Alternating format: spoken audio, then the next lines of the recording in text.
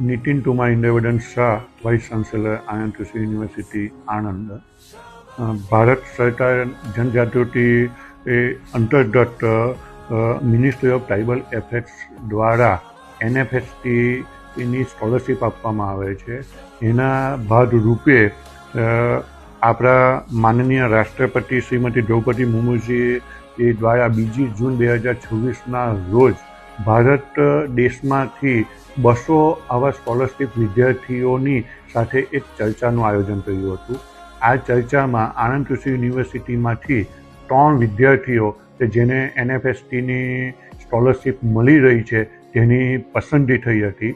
એ 3 વિદ્યાર્થીઓનું હાલમાં અભ્યાસ PhDનો પૂર્ણ કર્યા બાદ આણંદ કૃષિ યુનિવર્સિટીમાં 2 વિદ્યાર્થી અને એક સરદાર દાંતીવાડા એગ્રીકલ્ચર યુનિવર્સિટીમાં 1 વિદ્યાર્થી મદદનીશ અધ્યાપક તરીકે ફરજ બજાવી રહ્યા છે.